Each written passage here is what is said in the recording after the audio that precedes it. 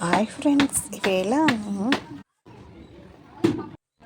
Coconut oil చేయడానికి చూడండి, కొబ్బరికాయలని ఇలాగా మిక్సీ పట్టేసి ఒక క్లాత్లో వేసుకొని ఇలా పాలు బాగా పిండేసేయాలి. వాటర్ వేసి బాగా పిండిన తర్వాత నైట్ అంతా ఉంచేస్తే బాటిల్లో పాలు ఒక సైడు వాటర్ ఒక సైడు అయిపోయింటాయి. చూడండి, ఇలా మొత్తం పిండేసేయాలి.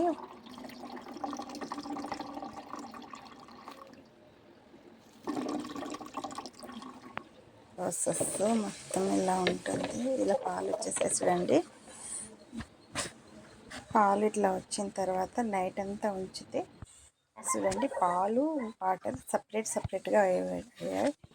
వాటర్ని చిన్న హోల్ పెట్టేస్తే వాటర్ కింద పోయేస్తే పాలు మాత్రం మిగులుతాయి.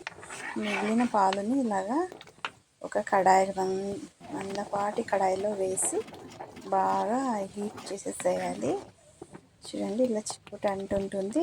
ప్లేట్ కాసేపు ఇలా ఉంచేస్తే మంట ఇది చిటపటలాడేదంతా కొంచెం తగ్గిన తర్వాత ఇది చూడండి, ఆల్రెడీ ఆయిల్ వచ్చేసింది. ఎలా వస్తుందో చూడండి, సూపర్గా ఉంటుంది. ఆయిల్ కూడా మనమే తయారు చేసుకుంటాం కదా, చాలా బాగా వస్తుంది. నేను ఇలా చేసుకుంటా, అందుకే మీకు ఒకసారి ఇలా చూపిద్దాం అనుకున్నా ఫ్రెండ్స్. అందుకే చూడండి, ఆయిల్ ఎలా వచ్చేస్తే ఇలాగా మొత్తం గరిటె తీసేయాలి. తీసిన తర్వాత చూడండి ఎంత వచ్చింది నాకు.